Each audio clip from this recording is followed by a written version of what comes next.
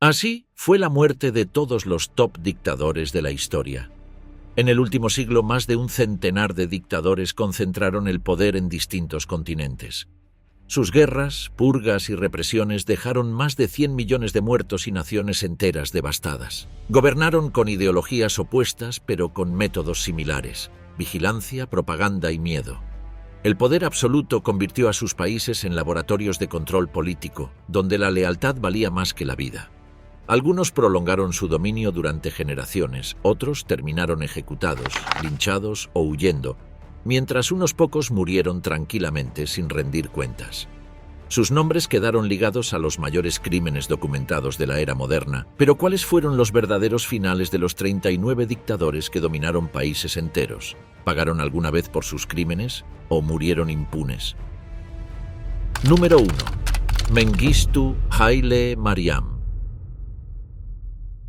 Mengistu Haile Mariam nació en 1937 en Walega, al oeste de Etiopía. Ingresó al ejército y se formó en Estados Unidos como oficial político antes de integrarse al movimiento conocido como el DERG, el consejo militar que derrocó al emperador Haile Selassie en 1974. Desde los primeros meses posteriores al golpe, se consolidó como una figura implacable y concentró el control del país bajo una ideología marxista alineada con el bloque soviético. A mediados de los años 70, el régimen lanzó una campaña de represión masiva conocida como el Terror Rojo.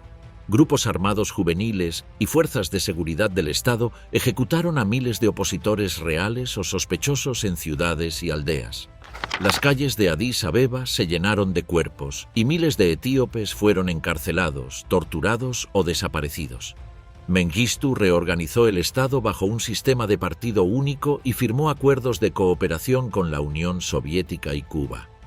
En 1977, durante la invasión somalí de la región de Ogadén, Etiopía recibió apoyo militar directo de asesores soviéticos y cubanos, logrando repeler la ofensiva. Sin embargo, el costo humano fue devastador y la economía se hundió. Entre 1983 y 1985, una gran hambruna dejó cientos de miles de muertos, mientras el régimen negaba la magnitud de la crisis y restringía la ayuda internacional.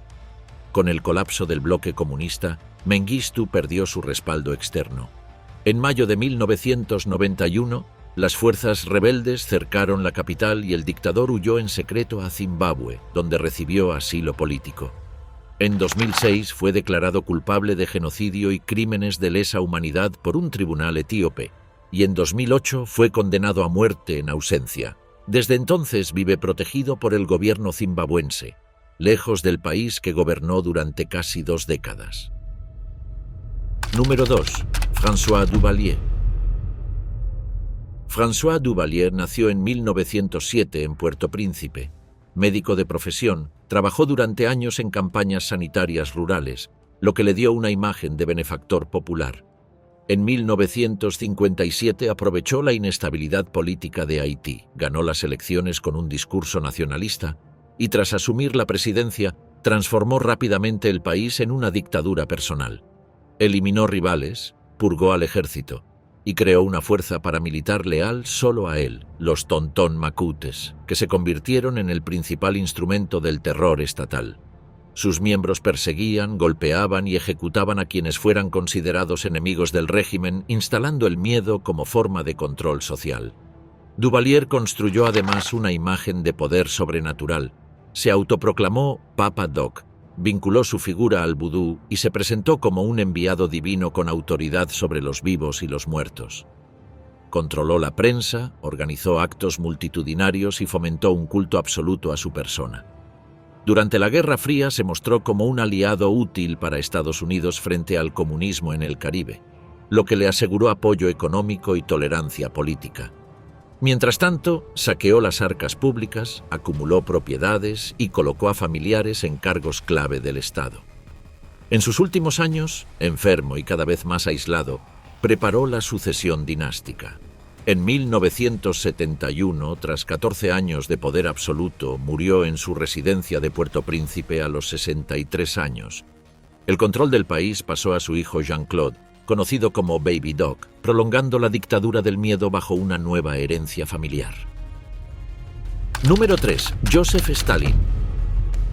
Iosif Jugashvili, conocido como Joseph Stalin, nació en Gori, Georgia, en 1878.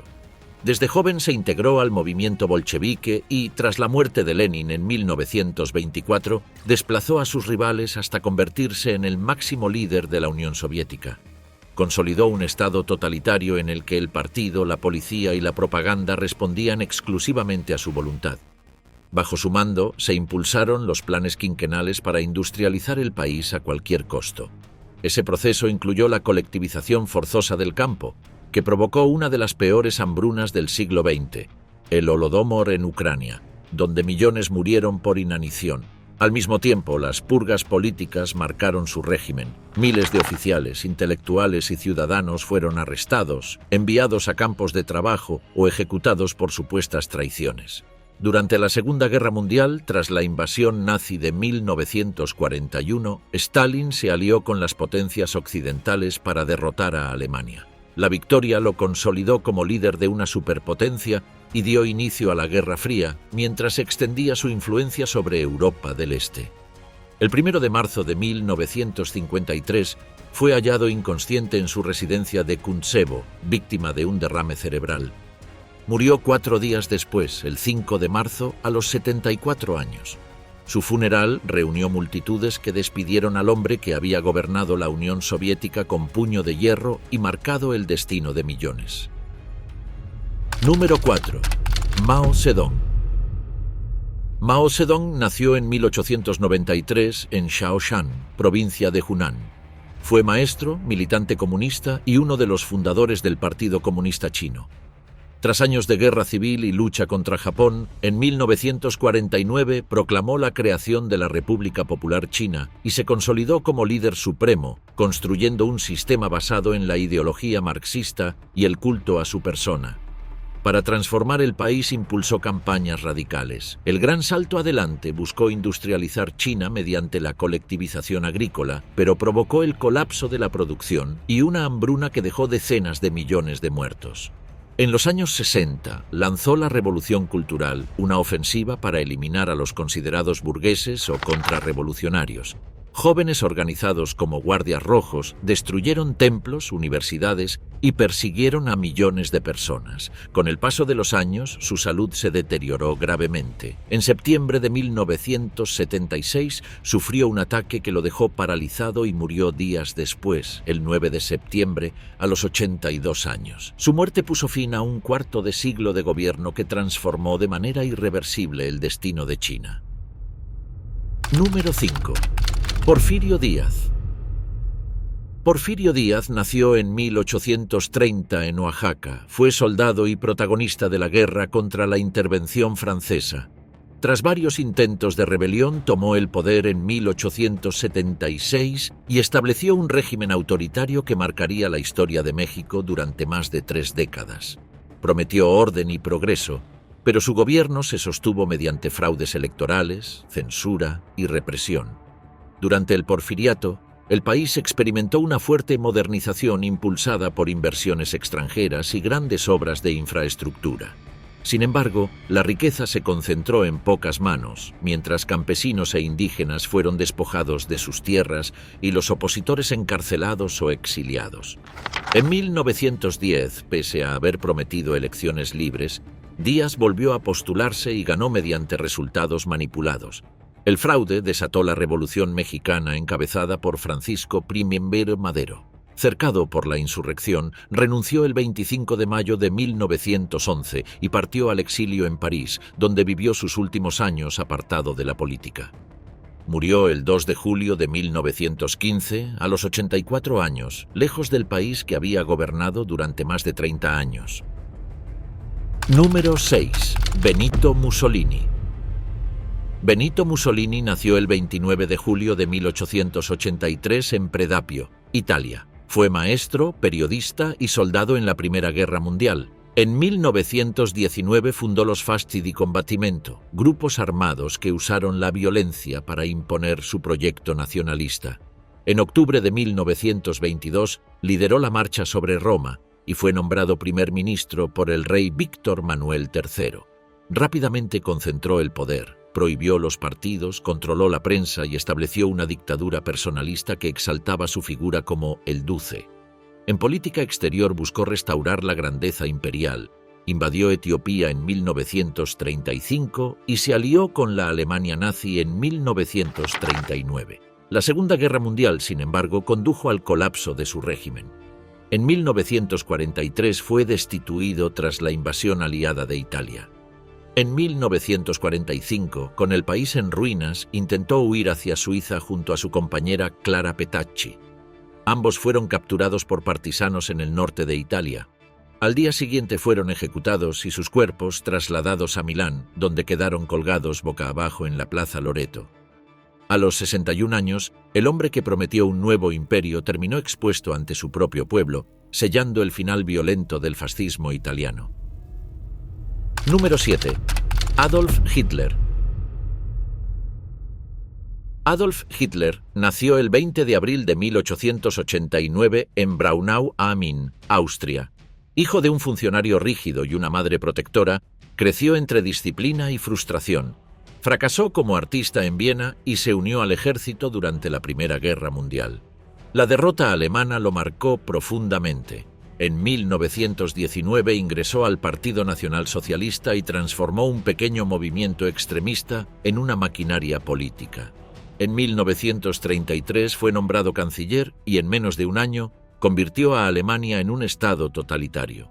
Prometió recuperar el orgullo nacional y eliminar a quienes consideraba enemigos del país. Organizó un sistema de propaganda, vigiló cada aspecto de la sociedad y emprendió una expansión militar que llevó al mundo a la guerra. En 1939 ordenó invadir Polonia, iniciando el conflicto global. Durante los primeros años, sus tropas dominaron gran parte de Europa, pero la invasión a la URSS y la entrada de Estados Unidos cambiaron el rumbo. Para 1945, Alemania estaba reducida a ruinas. Las ciudades eran escombros y millones de personas habían muerto. Hitler se encerró en un búnker bajo la Cancillería de Berlín junto a su círculo más cercano. Afuera, los soviéticos avanzaban calle por calle. Dentro, el líder observaba cómo su proyecto se desmoronaba. El 30 de abril de 1945, mientras el fuego enemigo ya alcanzaba la superficie, su vida terminó dentro del refugio.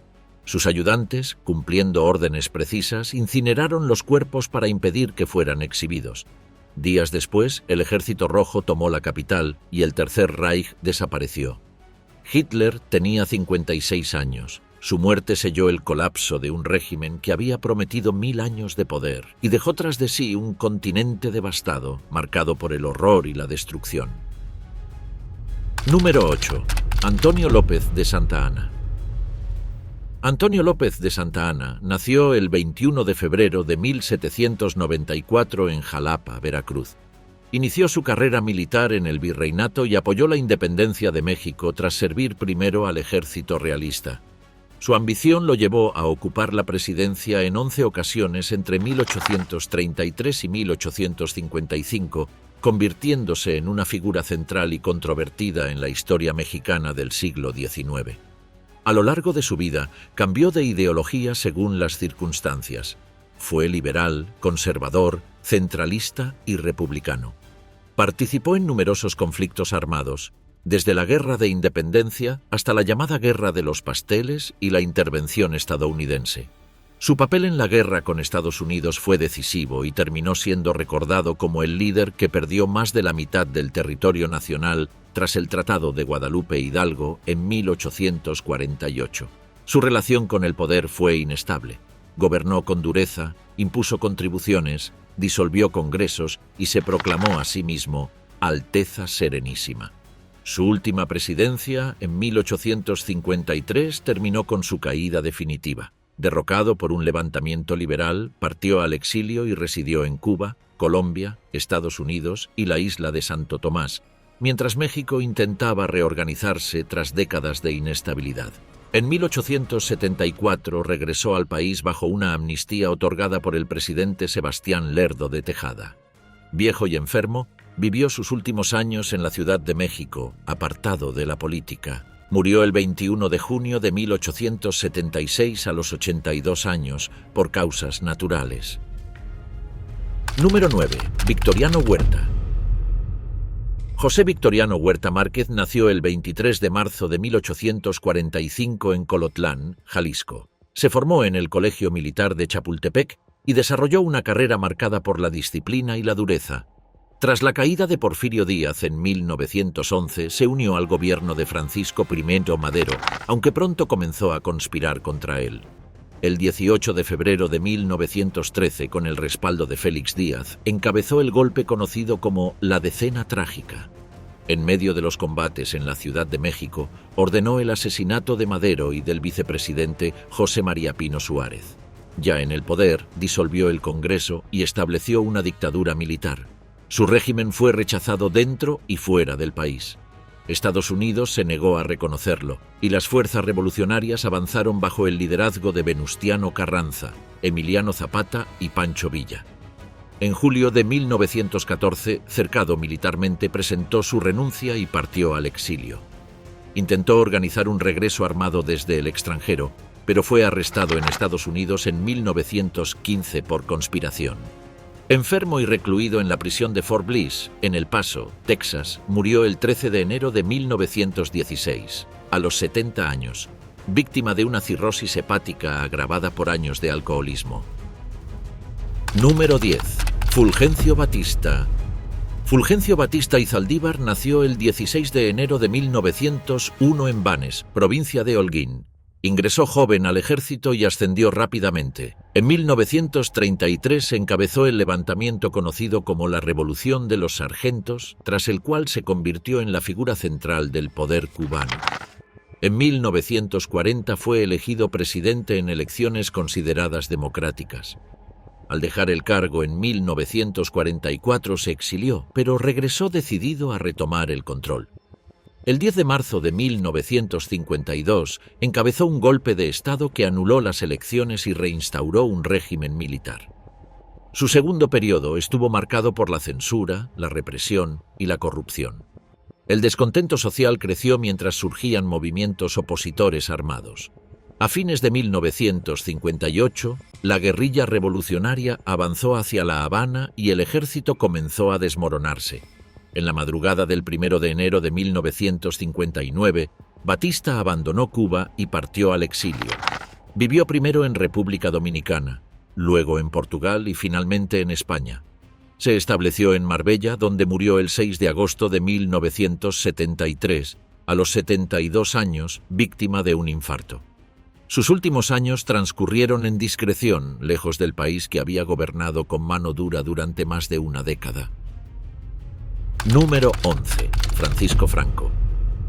Francisco Paulino Hermenegildo. Teodulo Franco Bahamonde nació el 4 de diciembre de 1892 en El Ferrol, Galicia. Ingresó joven al ejército y ganó prestigio por su disciplina durante las campañas en Marruecos.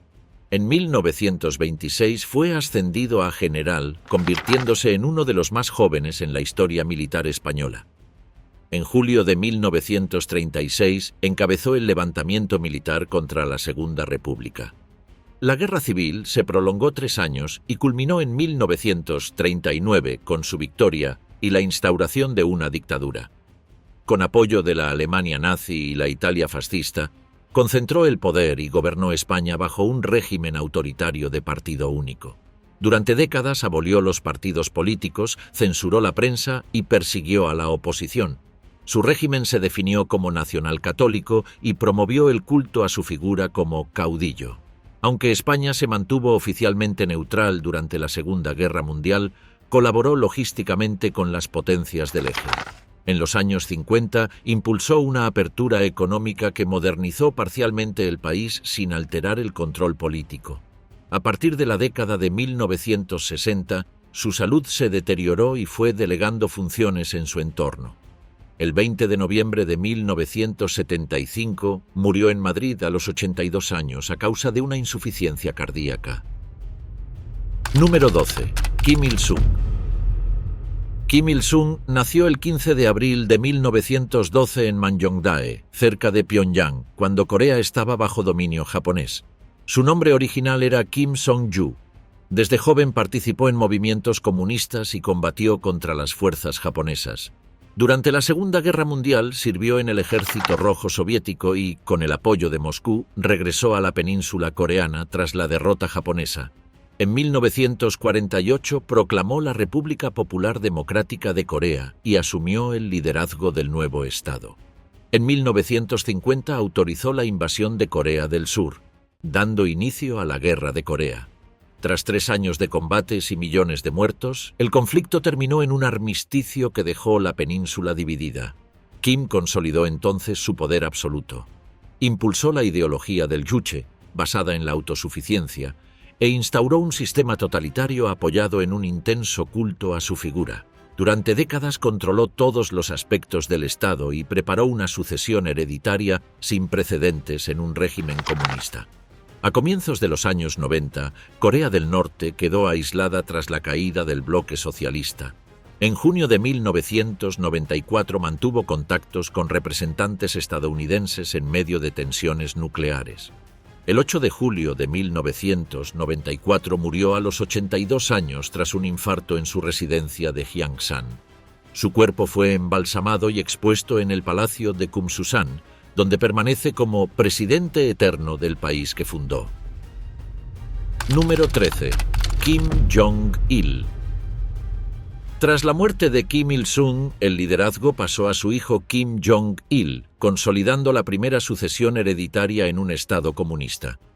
Nacido en 1941 en la URSS, fue preparado desde joven como sucesor y durante años ejerció el poder en la sombra controlando el aparato militar, la seguridad y los medios.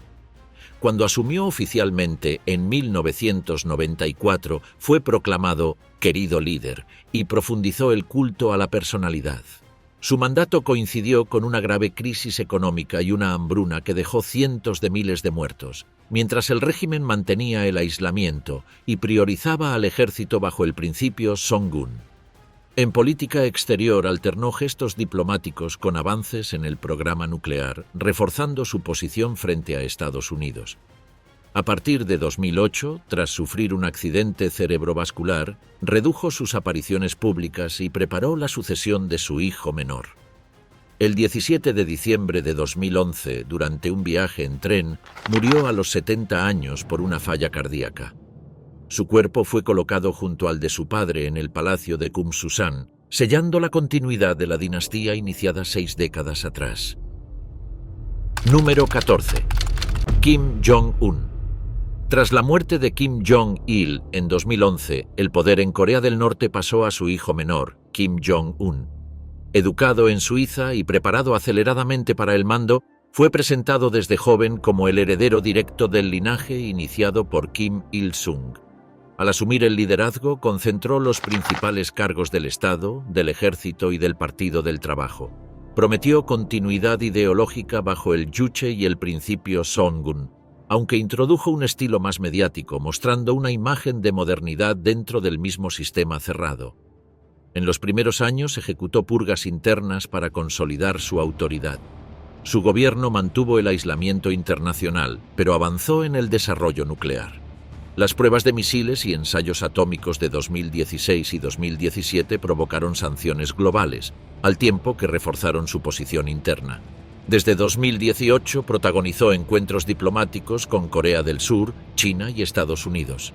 Las cumbres con Donald Trump fueron presentadas como un logro, aunque no produjeron acuerdos duraderos. En el plano interno, el país continuó enfrentando carencias económicas y alimentarias. Kim Jong-un mantiene hasta hoy el control absoluto del poder en Corea del Norte. Ha consolidado su figura como líder supremo y promueve la continuidad de la dinastía, preparando una futura sucesión dentro de su propia familia. Número 15. Fidel Castro. Fidel Alejandro Castro Ruz nació en 1926 en Virán, en la provincia de Oriente. Tras iniciarse en la política universitaria, encabezó un fallido levantamiento armado en 1953 que lo llevó a prisión. Liberado años después, organizó desde el exilio una guerrilla que desembarcó en Cuba en 1956 y tras una guerra irregular, derrocó a la dictadura de Fulgencio Batista el 1 de enero de 1959. Ya en el poder, transformó de forma radical la estructura política y económica del país. Nacionalizó empresas, instauró un sistema de partido único y alineó a Cuba con la Unión Soviética. En los primeros años enfrentó la invasión de Bahía de Cochinos y la crisis de los misiles, episodios que consolidaron su liderazgo en el marco de la Guerra Fría. Durante décadas mantuvo un férreo control interno y proyectó su influencia política y militar en América Latina y África. Su gobierno impulsó programas sociales en educación y salud, pero restringió las libertades políticas y persiguió a la disidencia. Tras la caída de la URSS, el país atravesó el llamado Período Especial, una crisis económica profunda. En 2006 delegó provisionalmente el poder en su hermano Raúl por motivos de salud y en 2008 lo cedió de forma definitiva. Sus últimas apariciones públicas fueron escasas y centradas en reflexiones políticas e históricas. Fidel Castro falleció el 25 de noviembre de 2016 a los 90 años. Su cuerpo fue incinerado y sus cenizas recorrieron la isla antes de ser depositadas en Santiago de Cuba, junto al mausoleo de José Martí. Su muerte marcó el cierre de una era que transformó de manera profunda la historia del Caribe y de la Guerra Fría. Número 16. Pol Pot. Salot Sar, conocido como Pol Pot, nació en 1925 en Camboya. Tras formarse en el extranjero y adoptar la ideología marxista, se incorporó al movimiento comunista y, en 1963, asumió el liderazgo del grupo que más tarde sería conocido como los Jemeres Rojos. Desde la selva, organizó una guerrilla contra el gobierno camboyano y, en abril de 1975, tras años de guerra civil, sus fuerzas tomaron Phnom Penh e instauraron la Kampuchea democrática. El nuevo régimen abolió la moneda, cerró escuelas, templos y hospitales y vació las ciudades. Millones de personas fueron forzadas a trabajar en el campo bajo un sistema de colectivización extrema. Cualquier signo de oposición, educación o religión era castigado con la muerte. Entre 1975 y 1979 murieron entre 1,5 y 2 millones de camboyanos, cerca de una cuarta parte de la población del país. En 1978, la invasión vietnamita puso fin a su gobierno. Pol Pot huyó a la selva y continuó dirigiendo a los Jemeres Rojos desde la frontera con Tailandia, viviendo oculto durante años bajo protección de antiguos aliados. En 1997 fue arrestado por su propio movimiento y sometido a arresto domiciliario. El 15 de abril de 1998, a los 72 años, murió bajo custodia en An Long Beng, poco antes de ser entregado a un tribunal internacional. Su muerte cerró una de las etapas más oscuras del siglo XX, marcada por el intento sistemático de borrar toda huella de civilización moderna en Camboya. Número 17. Saddam Hussein. Saddam Hussein nació en 1937 en Alauya, cerca de Tikrit. En su juventud se unió al partido Ba'ath Árabe Socialista y, tras participar en un fallido complot político, pasó varios años en el exilio. Regresó a Irak después del golpe baacista de 1968 y comenzó a consolidar su poder dentro del partido y de los aparatos de seguridad.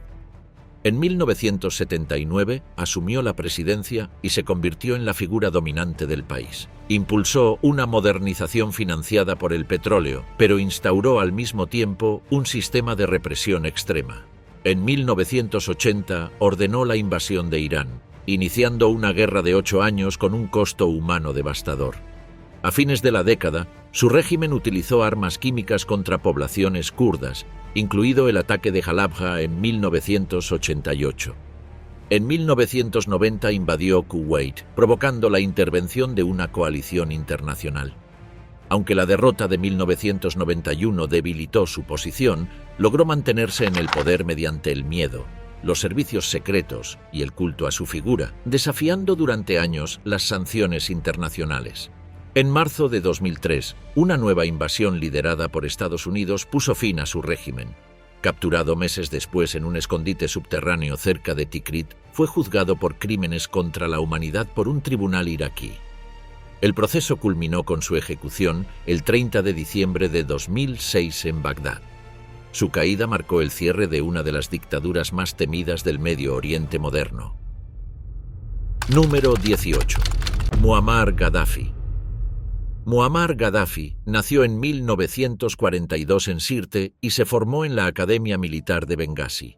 Inspirado por el nacionalismo árabe, encabezó en 1969 un golpe de Estado que derrocó al rey Idris I. Con solo 27 años asumió el control del país. Una vez en el poder, abolió la monarquía, nacionalizó el petróleo y expulsó las bases militares extranjeras, promoviendo una política de independencia frente a Occidente. En 1977 proclamó la Jamahiriyya, un modelo político personalista que concentró el poder en su figura. Durante las décadas de 1970 y 1980, su régimen fue acusado de apoyar movimientos insurgentes y atentados en el extranjero. En 1986, Estados Unidos bombardeó Trípoli y Bengasi. Gaddafi sobrevivió y reforzó su imagen de líder desafiante frente a las potencias occidentales. A partir de 2003 intentó normalizar relaciones internacionales y abrir la economía, pero el descontento interno creció debido a la corrupción y al control absoluto del poder. En febrero de 2011 estalló una rebelión en el marco de la Primavera Árabe que derivó en una guerra civil. Mientras los rebeldes avanzaban con apoyo de la OTAN, Gaddafi resistió desde su ciudad natal.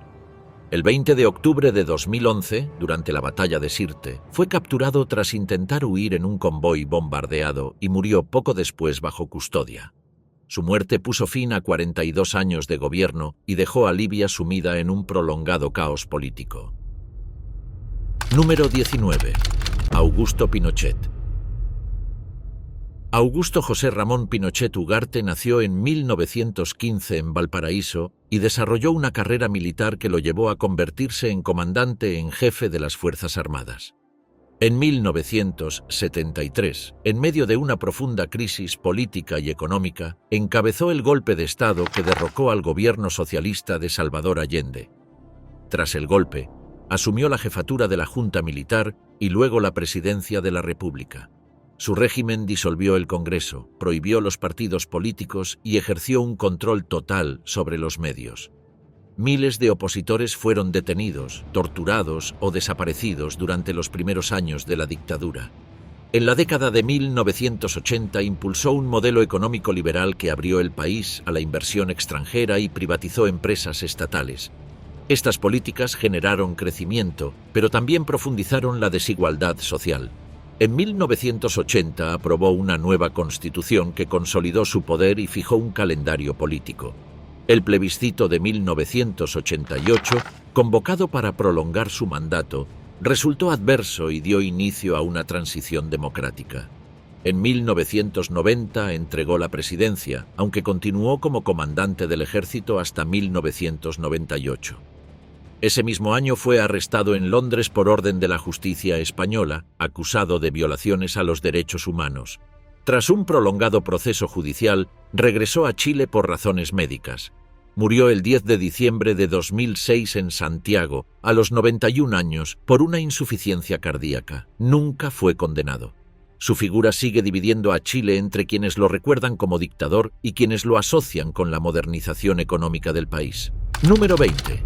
Rafael Trujillo. Rafael Leónidas Trujillo Molina nació en 1891 en San Cristóbal.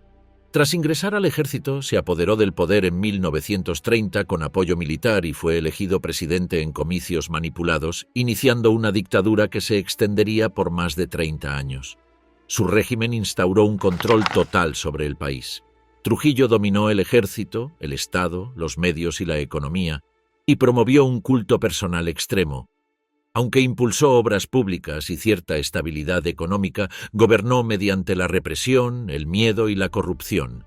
Uno de los episodios más sangrientos de su mandato fue la masacre de 1937, cuando ordenó el asesinato de miles de haitianos en la frontera. En el plano internacional mantuvo relaciones ambiguas, presentándose como aliado de Estados Unidos durante la Guerra Fría mientras perseguía a sus opositores dentro y fuera del país. Durante los años 50 su poder comenzó a erosionarse.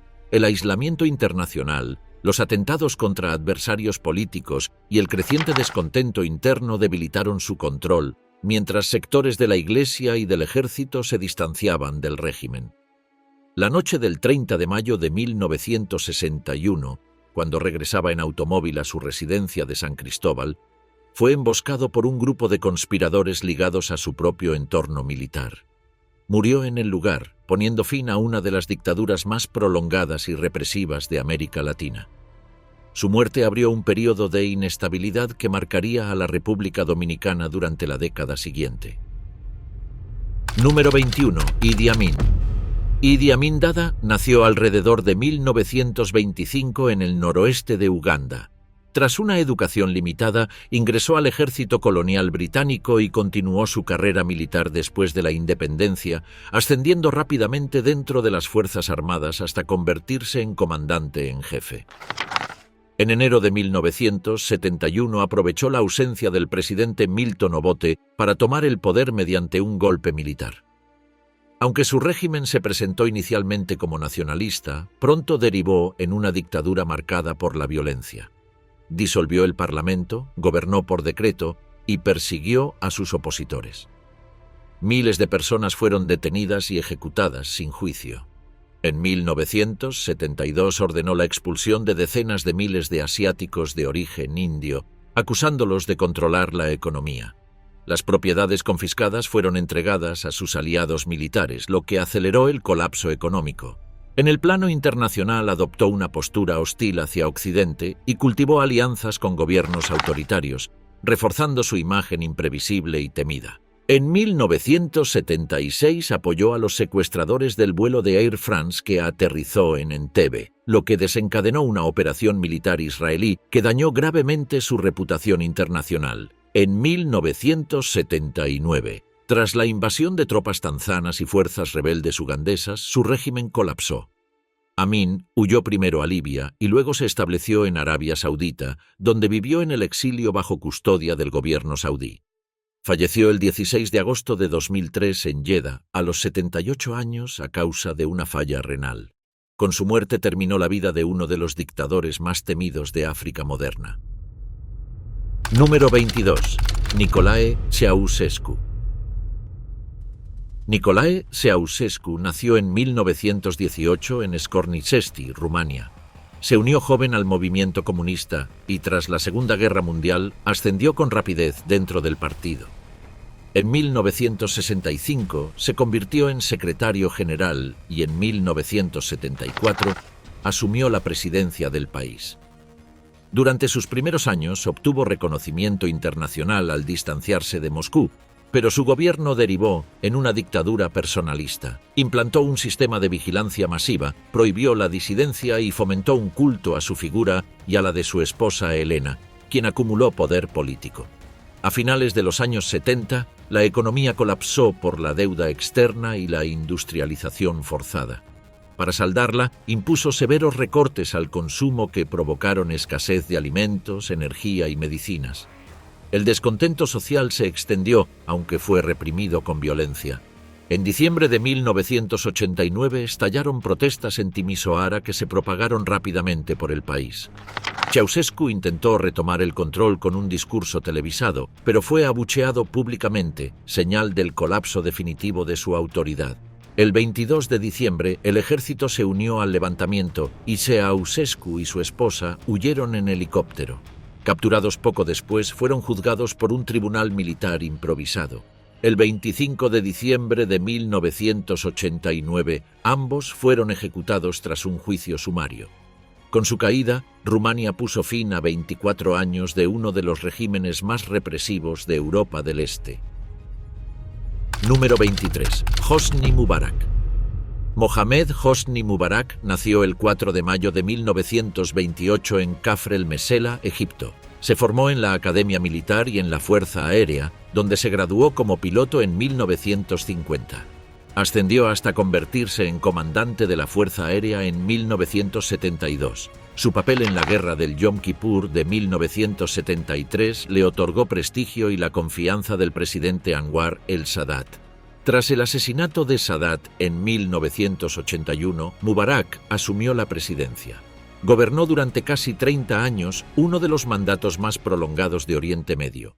Mantuvo el tratado de paz con Israel y la alianza estratégica con Estados Unidos, asegurando apoyo militar y económico. Su régimen se caracterizó por el autoritarismo, la corrupción y la represión de la oposición. Durante los años 90 enfrentó atentados islamistas y reforzó el control del Estado. Las elecciones se celebraban regularmente, pero bajo un sistema dominado por su partido. Aunque hubo estabilidad y obras públicas, la pobreza y el desempleo persistieron entre amplios sectores de la población. En enero de 2011 estallaron protestas masivas inspiradas por la primavera árabe. Mubarak intentó resistir mediante concesiones y cambios de gabinete, pero las manifestaciones crecieron hasta paralizar el país. El 11 de febrero de 2011 renunció al poder y fue trasladado a un hospital militar bajo custodia. En los años siguientes enfrentó juicios por corrupción y por la muerte de manifestantes, con condenas y absoluciones sucesivas. Tras problemas de salud persistentes, falleció por complicaciones médicas el 25 de febrero de 2020 en El Cairo, a los 91 años. Su muerte cerró definitivamente el capítulo de uno de los regímenes más prolongados y controvertidos del mundo árabe. Número 24. Robert Mugabe. Robert Gabriel Mugabe nació el 21 de febrero de 1924 en Rodesia del Sur, bajo dominio británico.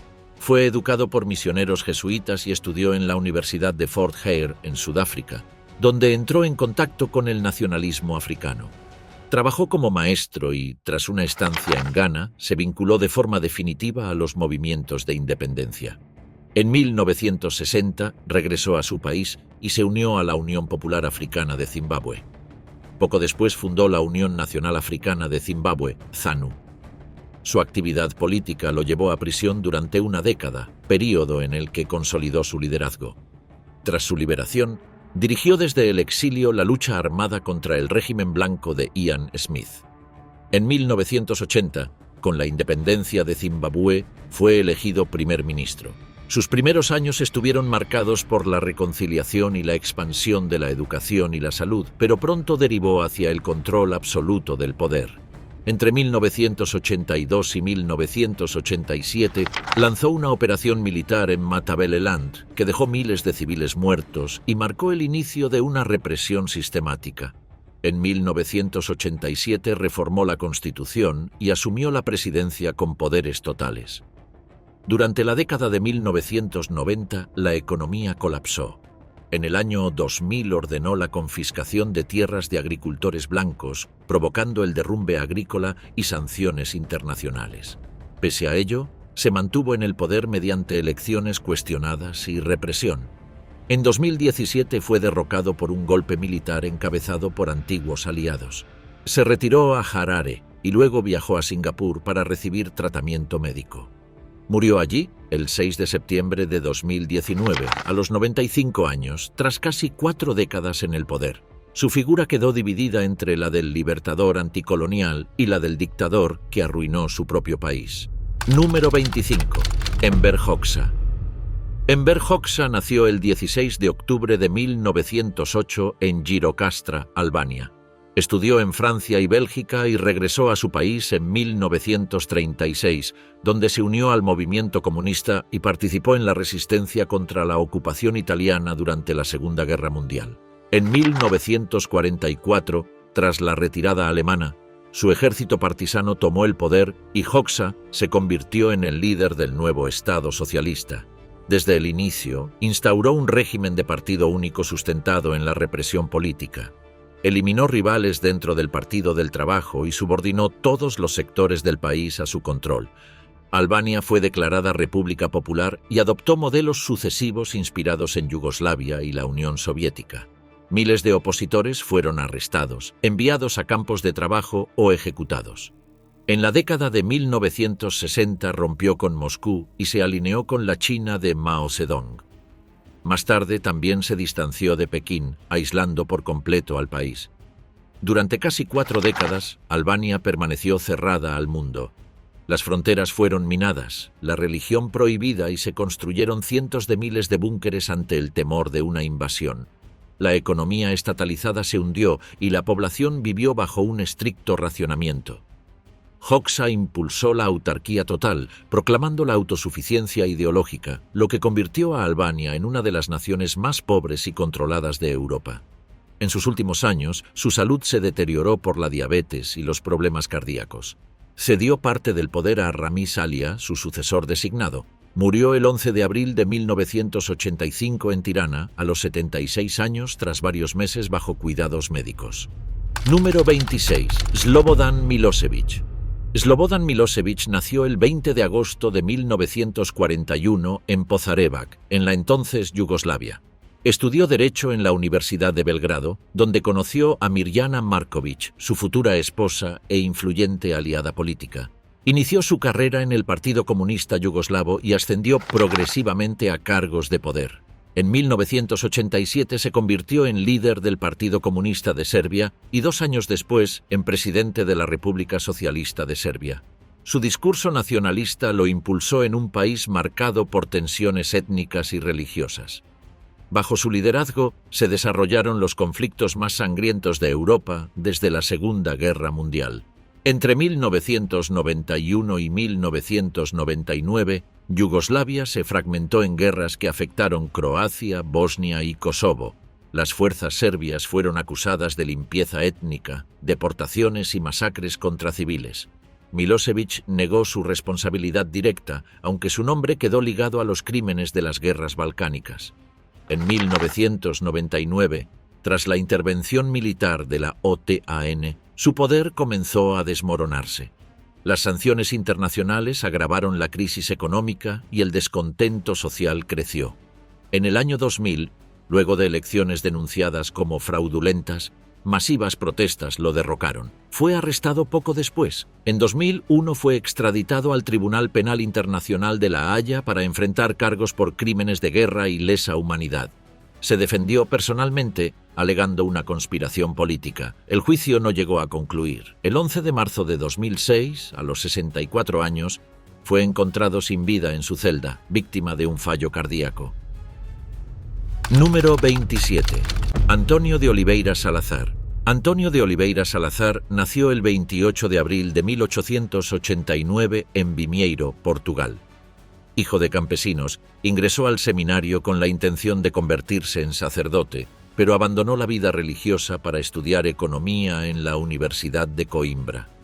En 1921 fue elegido diputado, aunque solo permaneció un día en el Parlamento, mostrando su escaso interés por la política parlamentaria. Su ascenso llegó en 1928, en medio de una grave crisis nacional, cuando el presidente Óscar Carmona lo nombró ministro de Finanzas. Con disciplina férrea, equilibró el presupuesto y ganó reputación de administrador austero. En 1932 fue designado primer ministro y estableció el régimen del Estado Novo, una dictadura corporativista basada en la autoridad, la moral católica y el nacionalismo. Durante más de 3 décadas gobernó Portugal con control absoluto. Disolvió los partidos políticos, censuró la prensa y reprimió a la oposición mediante la policía secreta, la PIDE. El país permaneció aislado de las convulsiones europeas, lo que permitió conservar el imperio colonial en África y Asia. Durante la Segunda Guerra Mundial mantuvo una neutralidad calculada, colaborando con los aliados y exportando tungsteno a Alemania. En la posguerra resistió las presiones internacionales para democratizar el país y continuó defendiendo las colonias portuguesas, incluso cuando otras potencias ya se retiraban. En 1968 sufrió una hemorragia cerebral que lo obligó a abandonar el cargo. Sin embargo, el presidente Américo Tomás no le comunicó oficialmente su destitución, y Salazar pasó sus últimos 2 años creyendo que aún gobernaba. Murió el 27 de julio de 1970 en Lisboa a los 81 años, tras una larga convalecencia. Número 28. Alfredo Stroessner. Alfredo Stroessner nació el 3 de noviembre de 1912 en Encarnación, Paraguay, hijo de un inmigrante alemán y una paraguaya. Ingresó al ejército a los 16 años y combatió en la Guerra del Chaco, donde obtuvo reconocimiento por su disciplina. Ascendió con rapidez y en 1951 ya era comandante en jefe de las Fuerzas Armadas. El 4 de mayo de 1954 lideró un golpe de Estado contra el presidente Federico Chávez. Tras asegurar el control del país, asumió la presidencia y consolidó un régimen autoritario que se prolongó durante 35 años, convirtiéndose en uno de los dictadores más duraderos de América Latina. Su gobierno se sostuvo sobre el ejército, el Partido Colorado y la policía política. La represión fue constante. Miles de opositores fueron encarcelados, torturados o desaparecidos. Al mismo tiempo, mantuvo una apariencia de estabilidad institucional mediante elecciones regulares con resultados abrumadores a su favor. Durante los años 60 y 70 impulsó proyectos de infraestructura y modernización, como la represa de Itaipú junto a Brasil. Estos avances le aseguraron el apoyo de las élites locales y el respaldo de Estados Unidos como aliado anticomunista, aunque la corrupción, el clientelismo y la censura marcaron toda su gestión. A finales de los años 80, el descontento dentro de las Fuerzas Armadas y la presión internacional debilitaron su poder. En febrero de 1989 fue derrocado por un golpe militar encabezado por el general Andrés Rodríguez, antiguo aliado y consuegro. Stroessner se exilió en Brasil, donde vivió bajo protección del gobierno hasta su muerte. Falleció el 16 de agosto de 2006 en Brasilia, a los 93 años, a consecuencia de una neumonía. Su nombre quedó asociado al autoritarismo, pero también a uno de los períodos de estabilidad más largos de la historia paraguaya. Número 29. Anastasio Somoza Debayle. Anastasio Somoza Debayle nació el 5 de diciembre de 1925 en León, Nicaragua, en el seno de la familia que gobernaría el país durante más de 4 décadas. Hijo de Anastasio Somoza García y hermano de Luis Somoza Debayle, se formó en la Academia Militar de West Point y regresó con una sólida preparación castrense. En 1967, tras la muerte de su hermano, asumió la presidencia. Gobernó hasta 1972 y después de un breve interludio en el que mantuvo el poder desde las sombras, regresó al cargo en 1974. Durante sus mandatos concentró la riqueza y el poder en su familia y en un círculo reducido de aliados. Mantuvo una estrecha relación con Estados Unidos, mientras en el plano interno la represión y la corrupción alimentaban el descontento social. En 1972, un terremoto devastó Managua. Aunque la ayuda internacional fue inmediata, gran parte de los fondos terminó desviada a intereses personales y familiares, lo que aceleró la oposición, articulada en torno al Frente Sandinista de Liberación Nacional.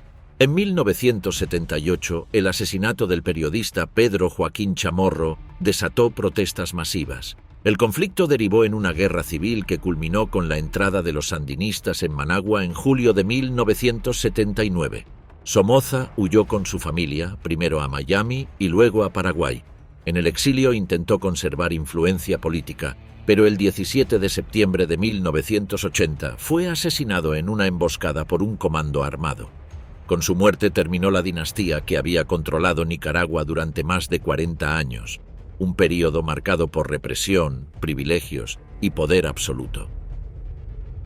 Número 30. Mobutu Sese Seko. Mobutu Sese Seko nació el 14 de octubre de 1930 en Lisala, en el Congo belga. Tras trabajar como oficinista, se incorporó al ejército colonial. Luego de la independencia en 1960 participó en los golpes que marcaron la inestabilidad del país y en 1965 tomó el poder derrocando al presidente Joseph Kasavubu. Rebautizó el país como Zaire e instauró un liderazgo personalista basado en la ideología de la autenticité. Cambió nombres, símbolos y el suyo propio, presentándose como encarnación del orgullo nacional. En la práctica, su gobierno derivó en una dictadura sostenida por la represión, la corrupción y el culto a su figura. Durante 3 décadas concentró la riqueza en su entorno mientras la población se empobrecía. Sus aliados controlaron los principales recursos minerales y él acumuló una fortuna personal inmensa. El régimen combinó ostentación y violencia apoyado en un aparato militar fiel. Durante la Guerra Fría fue respaldado por Estados Unidos y Europa como aliado estratégico.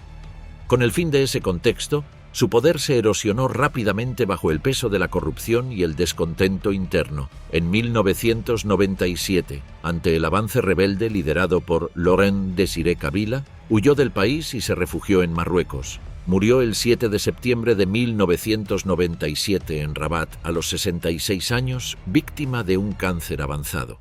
Su caída simbolizó el final de una de las dictaduras más prolongadas y extravagantes de África. Número 31. Yahya Khan. Agha Muhammad Yahya Khan nació el 4 de febrero de 1917 en Chagwal, en el Raj británico. Se formó en la Academia Militar de la India y continuó su carrera tras la independencia de Pakistán, ascendiendo con rapidez en el ejército. En 1966 fue nombrado comandante en jefe y en 1969 asumió la presidencia tras la renuncia de Ayub Khan. Aunque prometió restaurar la democracia, instauró un gobierno militar. En 1970 convocó las primeras elecciones generales del país, cuyo resultado desató la mayor crisis nacional. La Liga Awami, liderada por Sheikh Mujibur Rahman, obtuvo la mayoría en Pakistán Oriental, pero el poder central se negó a reconocer la victoria. La respuesta militar fue brutal. Las operaciones en Dhaka y otras ciudades causaron decenas de miles de muertos y un éxodo masivo hacia la India. En diciembre de 1971, la intervención india precipitó la derrota. El ejército pakistaní se rindió y nació Bangladesh, sellando el colapso político y militar de su régimen. El 20 de diciembre de 1971 cedió el poder a Zulfikar Ali Bhutto y quedó bajo arresto domiciliario. Vivió retirado en Rawalpindi hasta que murió el 10 de agosto de 1980, a los 63 años, tras sufrir un derrame cerebral. Su figura quedó asociada al general que perdió la mitad del país y alteró de forma irreversible la geografía del sur de Asia. Número 32. Islam Karimov. Islam Karimov nació el 30 de enero de 1938 en Samarcanda, entonces parte de la Unión Soviética. Huérfano desde niño, fue criado por el Estado. Estudió ingeniería y economía en Tashkent y comenzó su carrera política en el Partido Comunista, donde ascendió con rapidez. En 1989 fue designado primer secretario del Partido Comunista de Uzbekistán y, tras la disolución de la URSS en 1991, se convirtió en el primer presidente del país independiente. Prometió estabilidad, pero consolidó un poder fuertemente autoritario, controlando todas las instituciones del Estado. Justificó su modelo como un freno al caos regional. Su régimen restringió la prensa, anuló la oposición real y reprimió con dureza a los movimientos islamistas. En 2005, las protestas de Andiyán fueron sofocadas violentamente, con centenares de muertos y condenas internacionales. Pese a ello, mantuvo respaldo externo por la posición estratégica del país. La economía creció de forma limitada gracias al algodón, el gas y el oro, con beneficios concentrados en la élite. Reelegido mediante comicios controlados, gobernó más de 25 años. En agosto de 2016 sufrió un derrame cerebral que lo dejó en estado crítico. Falleció el 2 de septiembre de 2016 en Tashkent a los 78 años. Su muerte puso fin a una era de control absoluto y abrió una transición incierta en Uzbekistán. Número 33. Wojciech Jaruzelski. Wojciech Jaruzelski nació el 6 de julio de 1923 en Kurów, Polonia. Tras la invasión soviética de 1939 fue deportado con su familia a Siberia. En 1943 se incorporó al ejército polaco bajo mando soviético, iniciando una carrera militar que lo llevó a participar en la liberación de Varsovia y en la ofensiva final contra Alemania. Después de la guerra permaneció en las Fuerzas Armadas de la República Popular de Polonia y ascendió con rapidez. En 1968 fue nombrado ministro de Defensa y en 1981 asumió como primer ministro y secretario general del partido gobernante, en un contexto de grave crisis económica y del ascenso del movimiento sindical Solidaridad. El 13 de diciembre de 1981 impuso la ley marcial. Las libertades civiles fueron suspendidas, el ejército ocupó las calles y miles de opositores fueron detenidos. Justificó la medida como un intento de evitar una intervención soviética, aunque fue duramente cuestionado dentro y fuera del país. A finales de los años 80 aceptó una transición negociada. En 1989 se legalizó Solidaridad y se celebraron elecciones semilibres. Jaruzelski renunció a la presidencia en 1990, cerrando el ciclo del poder comunista en Polonia. En los años posteriores enfrentó procesos judiciales por la represión, pero nunca fue condenado. Vivió retirado hasta que murió el 25 de mayo de 2014 en Varsovia, a los 90 años, tras una larga enfermedad. Número 34. Ferdinand Marcos. Ferdinand Edralin Marcos nació el 11 de septiembre de 1917 en Sarrat, Filipinas. Estudió Derecho en la Universidad de Filipinas y, durante la Segunda Guerra Mundial, sirvió en el ejército, presentándose como héroe de la resistencia, aunque varias de esas versiones fueron cuestionadas. Tras la guerra inició su carrera política. Fue diputado, senador y en 1965 ganó la presidencia con promesas de desarrollo y estabilidad. Impulsó obras públicas y programas de modernización, pero el endeudamiento y la corrupción erosionaron rápidamente su legitimidad. En 1972 declaró la ley marcial alegando una amenaza comunista. Disolvió el Congreso, censuró la prensa y encarceló a miles de opositores, entre ellos Benigno Aquino Jr. La ley marcial le permitió prolongar su mandato y consolidar un poder personal, mientras su familia acumulaba una enorme fortuna. Aunque en 1981 levantó formalmente la ley marcial, el control político continuó. En 1983, el asesinato de Aquino desató protestas masivas y convirtió a su viuda, Corazón Aquino, en el principal símbolo de la oposición. Las elecciones de 1986, denunciadas como fraudulentas, provocaron la revolución del poder popular. El ejército le retiró su apoyo y el 25 de febrero Marcos huyó del país con su familia, exiliándose en Hawái. Murió el 28 de septiembre de 1989, a los 72 años, por complicaciones cardíacas. Número 35. Jean-Claude Duvalier. Jean-Claude Duvalier nació el 3 de julio de 1951 en Puerto Príncipe, Haití. Hijo del dictador François Duvalier, creció dentro de un régimen marcado por el miedo y el control absoluto, sostenido por la represión sistemática y la milicia Tonton Macoute.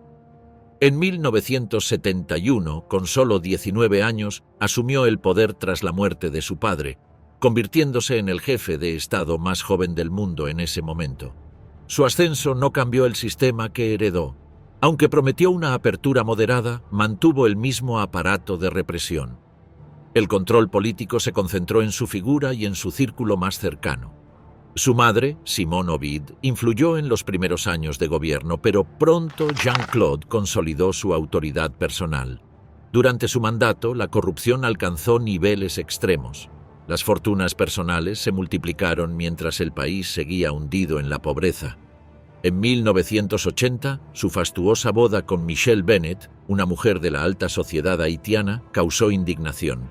El evento costó millones en un país con hambre y desempleo masivo. El matrimonio marcó la unión de las élites económicas con el poder político del régimen. A pesar de los intentos de mostrar una imagen más moderna ante el exterior, las violaciones de derechos humanos continuaron. Las denuncias de torturas, asesinatos y persecuciones eran constantes. Con el paso de los años, la presión popular creció y en 1986 un levantamiento general lo obligó a abandonar el país. Escapó con su familia hacia Francia, donde vivió exiliado durante más de 2 décadas. En 2011 regresó a Haití de forma inesperada. Alegó que quería colaborar con la reconstrucción del país tras el terremoto de 2010, pero fue recibido con acusaciones de corrupción y crímenes de lesa humanidad. Murió el 4 de octubre de 2014, a los 63 años, en Puerto Príncipe, por un paro cardíaco. Su muerte cerró el último capítulo de una dinastía que marcó con miedo y miseria la historia moderna de Haití. Número 36. Yakubu Gowon. Yakubu Gowon nació el 19 de octubre de 1934 en Kanké, en el norte de Nigeria. Ingresó en el ejército en 1954 y continuó su carrera tras la independencia de 1960, ascendiendo con rapidez dentro de las Fuerzas Armadas. En 1966, tras una sucesión de golpes de Estado, asumió la jefatura del país con apenas 31 años. Su objetivo central fue preservar la unidad nacional en un estado atravesado por profundas divisiones étnicas y religiosas. En 1967, la región oriental proclamó la República de Biafra. Gowon ordenó una intervención militar para impedir la secesión, dando inicio a una guerra civil que se extendió hasta 1970 y dejó cientos de miles de muertos por combates, hambrunas y bloqueos. El conflicto marcó de forma duradera a Nigeria. Tras la derrota de Biafra, promovió una política de reconciliación bajo el lema «Ni vencedores ni vencidos». Impulsó la reconstrucción y reorganizó el país en 12 estados para reducir tensiones internas. Durante su gobierno, Nigeria se benefició del auge petrolero, aunque también surgieron denuncias de corrupción y concentración de poder militar.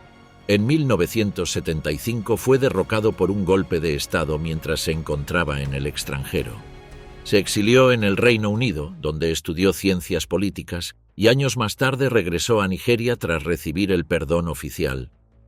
Desde entonces permaneció alejado de la política activa, dedicado a actividades humanitarias y religiosas. Su figura quedó asociada al intento de mantener unido un país profundamente fragmentado. Número 37. Hissène Habré. Hissène Habré nació en 1942 en Faya-Largeau, en el norte del actual Chad. Provenía de una familia del grupo étnico Toubou y cursó estudios en ciencias políticas en Francia. A su regreso al país, en los años 60, se incorporó a los movimientos rebeldes que se oponían al gobierno central. Su habilidad militar lo llevó a liderar una de las principales facciones durante la guerra civil que azotó Chad durante décadas. En 1982 tomó el poder tras derrocar al presidente Goukouni Ouédéi. Con apoyo de Estados Unidos y Francia, instauró un régimen autoritario bajo el pretexto de frenar la expansión libia en el país. Durante su gobierno se creó la Dirección de Documentación y Seguridad, una policía política encargada de perseguir a opositores y sospechosos. Miles de personas fueron arrestadas, torturadas o desaparecidas durante sus años en el poder. Habré concentró el control político y económico del país, privilegiando a su grupo étnico sobre los demás. Su régimen impuso un clima de miedo que paralizó a la sociedad chadiana. La represión fue especialmente dura contra las comunidades del sur y contra cualquiera que cuestionara su autoridad.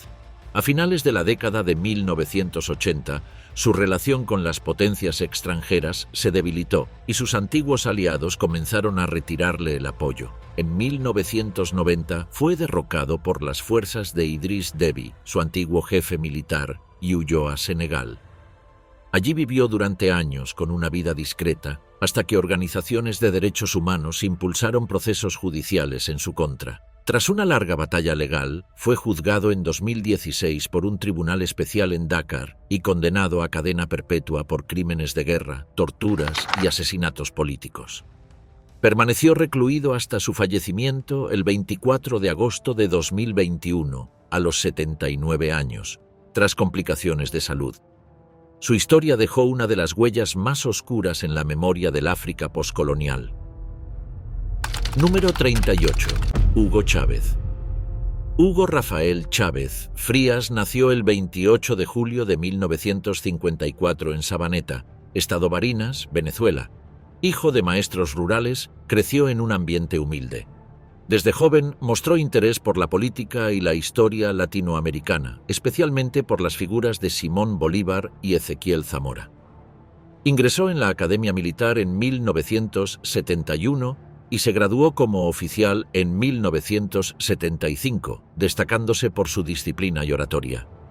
Durante los años 80 fundó el Movimiento Bolivariano Revolucionario 200, una organización clandestina dentro del ejército que buscaba reformar el sistema político. En 1992 encabezó un intento fallido de golpe de Estado contra el presidente Carlos Andrés Pérez. Fue encarcelado durante 2 años y liberado gracias a un indulto presidencial. A partir de entonces se convirtió en una figura pública que capitalizó el descontento social. En 1998 ganó las elecciones con un discurso contra la élite política y económica. Prometió refundar el país y en 1999 impulsó una nueva constitución que consolidó su poder. Su gobierno se definió como una revolución bolivariana y adoptó una postura antiestadounidense, alineándose con Cuba y otros países latinoamericanos. Durante su mandato nacionalizó sectores estratégicos, lanzó programas sociales financiados por el petróleo y concentró la autoridad en su figura. A pesar de su popularidad, su gestión estuvo marcada por la polarización, la censura a medios y el enfrentamiento constante con la oposición. En 2011 anunció que padecía una enfermedad grave. Se sometió a varias cirugías en Cuba y continuó gobernando desde el extranjero. En diciembre de 2012 viajó nuevamente a La Habana para recibir tratamiento, sin aparecer más en público. El 5 de marzo de 2013, el vicepresidente Nicolás Maduro anunció su fallecimiento en Caracas a los 58 años. El país entero entró en luto y comenzaron las disputas por su legado. Su figura dividió a la nación. Para algunos fue un líder popular que dio voz a los pobres, y para otros, el responsable de una profunda crisis política y económica. Número 39. Manuel Noriega. Manuel Antonio Noriega nació el 11 de febrero de 1934 en la ciudad de Panamá. De origen humilde, ingresó en la Escuela Militar de Chorrillos, en Perú, donde se formó como oficial. A su regreso al país, se unió a la Guardia Nacional y se ganó la confianza del general Omar Torrijos, líder del gobierno militar que controlaba Panamá desde finales de los años 60. Durante la década de 1970, Noriega se convirtió en jefe de inteligencia y acumuló un poder considerable dentro del aparato militar. Mantuvo relaciones con agencias extranjeras, especialmente con la CIA, que lo consideraba un aliado en la lucha contra el comunismo en Centroamérica. Sin embargo, también tejió redes de corrupción y se vio implicado en el tráfico de drogas, lo que fue deteriorando su imagen internacional. Tras la muerte de Torrijos en 1981, Noriega asumió el control de facto del país, aunque nunca ocupó oficialmente la presidencia. Gobernó mediante presidentes subordinados y consolidó su poder a través del miedo, la represión y el control de las instituciones. Su régimen fue acusado de manipular elecciones y de eliminar a opositores, entre ellos al médico y político Hugo Espadafora, cuyo asesinato en 1985 generó indignación dentro y fuera del país. Las tensiones con Estados Unidos aumentaron cuando Washington lo acusó de narcotráfico. En diciembre de 1989, el ejército estadounidense lanzó la Operación Causa Justa e invadió Panamá. Noriega se refugió en la Nunciatura Apostólica, donde permaneció cercado durante varios días hasta entregarse. Fue trasladado a Estados Unidos, donde fue condenado por delitos de narcotráfico y lavado de dinero. Cumplió penas sucesivas en cárceles de Estados Unidos, Francia y Panamá. En 2017, tras sufrir una enfermedad grave, fue hospitalizado en la ciudad de Panamá, donde falleció el 29 de mayo de ese año, a los 83 años. Su caída puso fin a una etapa de dictaduras militares y abrió paso a una nueva era política en el país. Estos fueron los desenlaces de 39 hombres que concentraron el poder absoluto en distintos países. Algunos murieron mientras aún gobernaban, otros terminaron ejecutados, capturados o forzados al exilio, y varios perdieron el poder y continuaron con vida lejos de los cargos que habían controlado. Sus regímenes llegaron a su fin en distintos momentos y circunstancias, pero las decisiones que tomaron siguieron influyendo en millones de personas durante décadas. Cada uno dejó tras de sí un país marcado por las consecuencias de su mandato, incluso después de abandonar el poder.